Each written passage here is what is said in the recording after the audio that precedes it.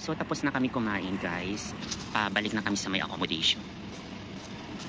So babaybayin na naman natin ang kahabaan ng Alcos. May mga naglalakad-lakad din ng mga kasamahan natin. Medyo madilim lang sa part na to kasi walang gaanong ilaw. Yun yung isa, ito yung si Zumbo, ayan. Diba? Kita mo, nagpa-vlog din.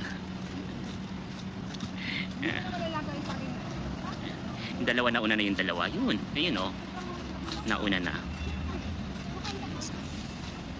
So bali ang kinain namin kanina is ang in-order ko is isang munggo saka adobong salmon with full of rice. So medyo nabusog talaga ako. Hindi medyo nabusog, is busog na busog talaga. Ito hindi niya nakain yung yung ulam niya kasi medyo masama daw ang pakiramdam niya. Kaya tinake out na lang niya. Ito sa kabila may Darnur Al Shadangha restaurant.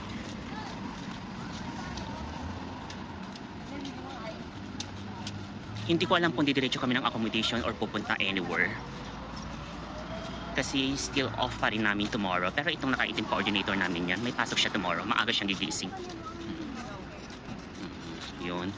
Zoom natin ng konti para clear ang pagmumukha nila. Hi daw kayo. Hello! Hi there! Hi sa ating vlogs! Ay, napapatingin. Diba?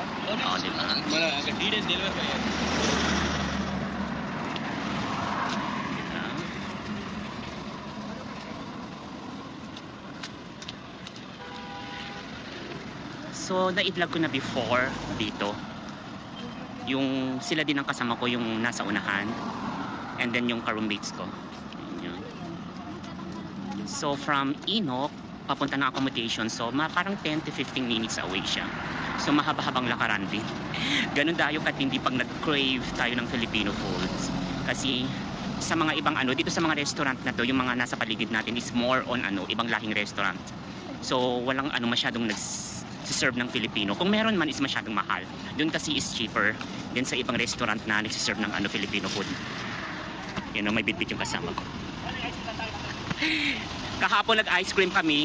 May doon, may naka-sale. 10 dirhams, 3 flavor. Nakapack. Ay, yung binili namin yung ganito. Yung igloo. Igloo? Oo. Masarap din yung vanilla nila doon. Yun ang paborito ko. Vanilla flavor.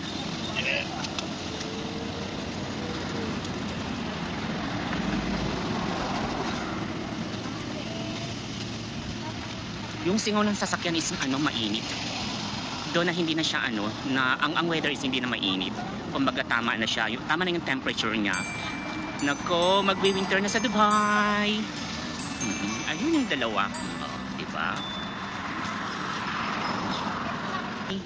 May nahanap na ba kayo? Napaghahalata na talaga. Bagay naman ni. Ito hindi pa nakapamili ito eh.